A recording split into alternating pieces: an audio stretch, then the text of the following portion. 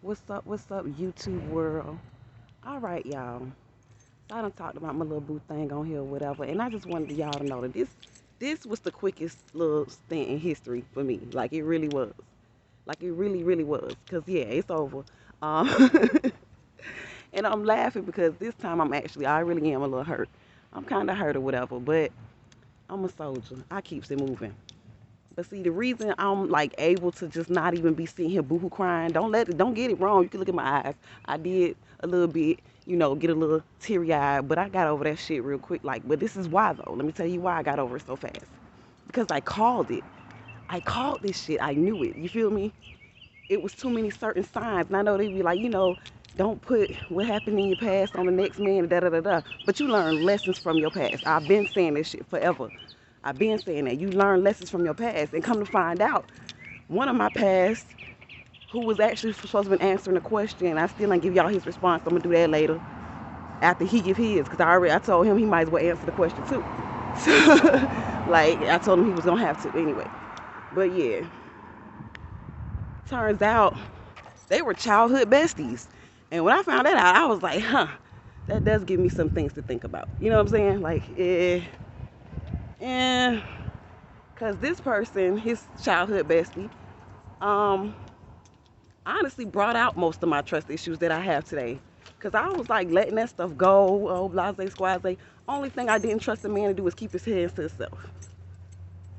And when I say that, I'm not even talking about cheating. I'm talking about literally keeping his hands to himself.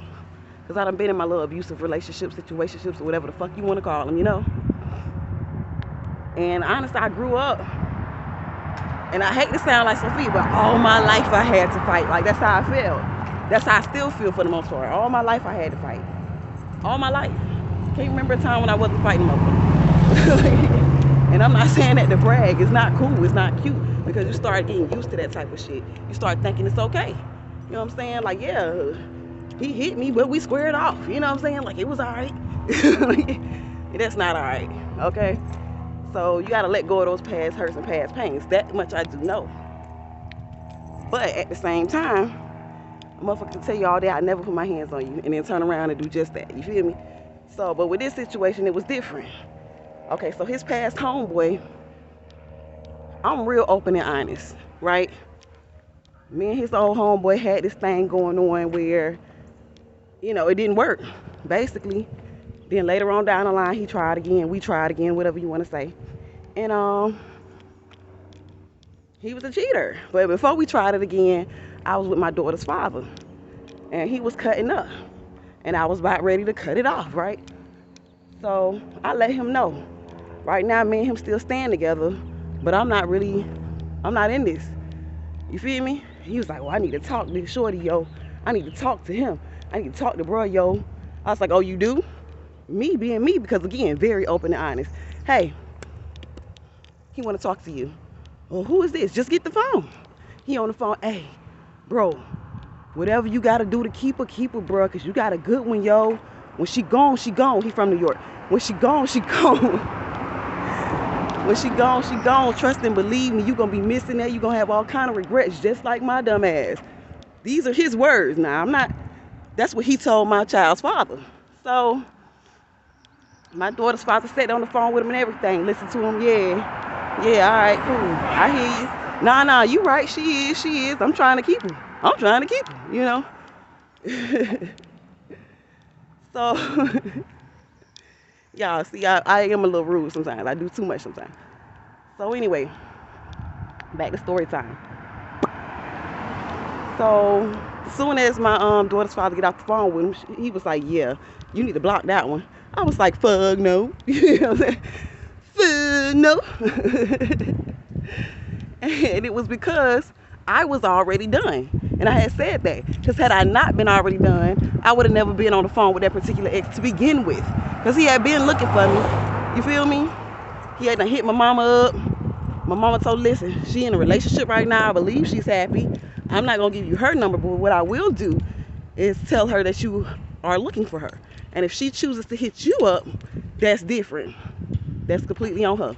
And this was like probably a year before I actually ended up hitting him up. So I knew he had been looking for me. I knew that. But again, my thing was, I told him my situation. Yes, I live with my child's father right now. Emotionally, I feel like this is already over with. You feel me? Excuse me. Get my little walk on, because that's what I do when I get heartbroken these days. Which I'm not finna sit around the house and soap trying to get this body right. Body, yada, yada, yada. Anyway, I don't own the rights to that. I don't own the rights to that. So, yeah. Back to the story. So, me and my ex, the other one, New York. We're going to say New York. That's what we're going to call them. Because I said I'm trying to leave people's names out of it as much as possible. So, I got to give him different little nicknames. So, since he's from New York, he's New York today. I don't care about no other nicknames. I use other nicknames. Y'all gonna know who I'm talking about. So anyway. So yeah. So after everything was over and done with my daughter's father, me in New York rekindled that thing. You feel me? We was like, all right, we gonna do this. You know what I'm saying? We gonna talk. Mind you, I was staying with my child's father at the time. And then not even only that, but I went from staying with my daughter's father to when I was completely done, I went and stayed with my son's father for a minute. I was working, you know what I'm saying? I was making my own little money, trying to help out my son, Majid, you know what I'm saying? Doing what I can, you feel me? So that's what the fuck I did, you know what I'm saying? So then I went to stay back with my daughter's father for a little minute. The whole time, me and him conversing as friends at first. Then when I went to stay back with my daughter's father for the second go round or whatever, that's when he was like, I think we need to, you know, really try to solidify this thing, yo. So I was like, all right, we could try this, you know. And this is why they say you don't backtrack. I don't know, but whatever. I had feelings. Anyway, I was in my feelings. Anyway, so yeah. So we tried this thing again, this little thug thizzle thing again and whatnot. And it was straight, or so I thought. But I kept having this feeling something went right. So he was like, yeah, you know what I'm saying, you come back this way, yo, we're gonna get a place together. You shouldn't have to be staying with your child's father, yada, yada, yada, all that good stuff. So, okay, bet, that sounds real good. At the time, I wasn't in Tallahassee. I was like on the outskirts. I ain't gonna say exactly what, just know it was on the outskirts, you know. So I was like, all right, cool, bet.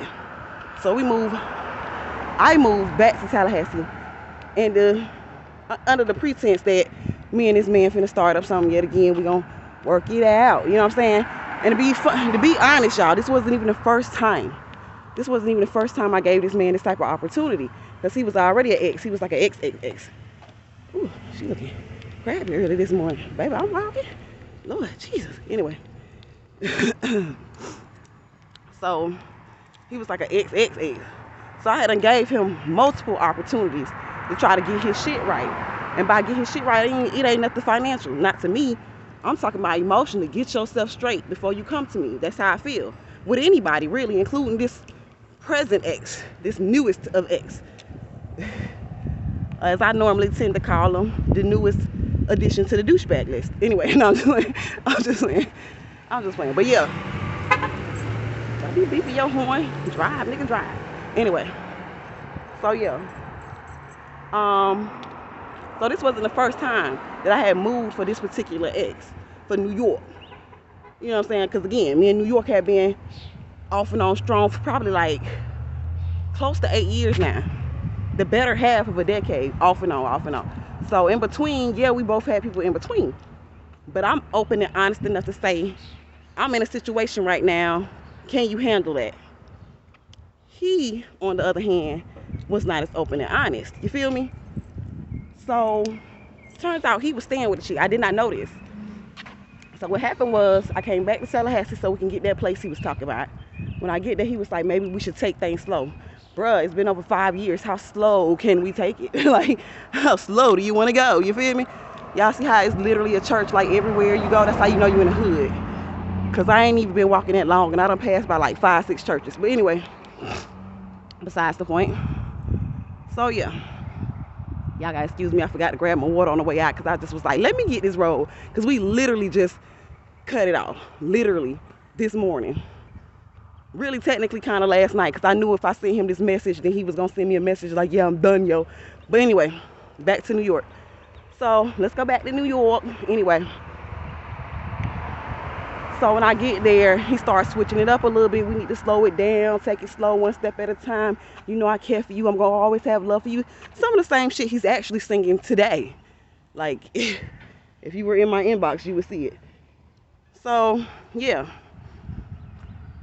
So, New York and we was like, all right, we'll slow it down. We ain't finna get a place right away. I probably shouldn't have moved until he already had the place set up or some shit. But it was a job promise, all kind of stuff behind all of that, whatever. None of that shit worked out. But anyway, so I ended up moving with my little sis, Dee. So I stayed with Dee.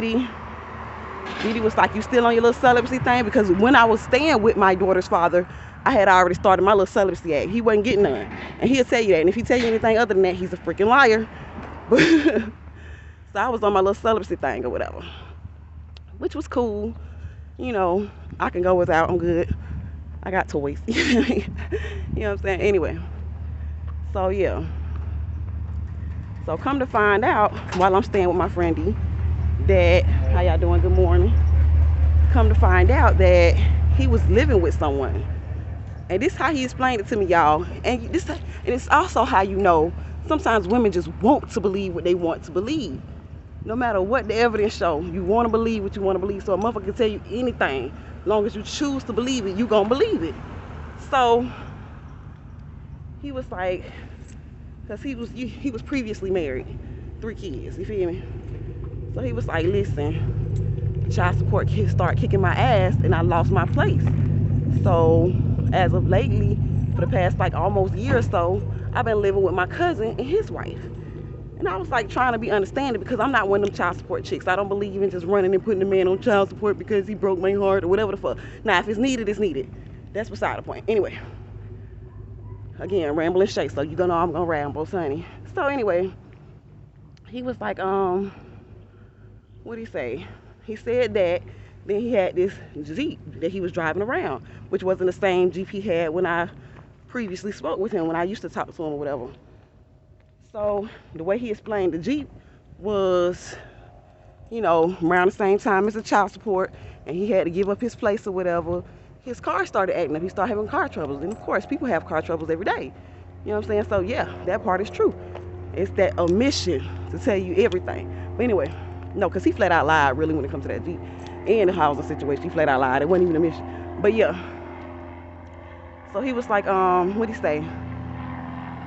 He said, because his Jeep started cutting up, his car started cutting up, his mom let him get this other vehicle, but the only stipulation was he had to share it with one of his little sisters because she had just recently had a baby or whatever. And I'm like, all right, bet, cool, I understand that. At least you know what I'm saying, you got something to push from time to time. It's crazy how they putting rules on the shit, like you can only get it, you know. I thought that was crazy, especially with him being the oldest. It was like, all right, I wanted to believe it though, you feel me? But the reason he told me he was sharing the car with his sister, just in case I see any female items in that truck, it was easy to explain away. Oh, that's just my sister shit. You see what I'm saying? Like, the bruh had game. Bruh had gang. You feel me? And he was fine too, so it was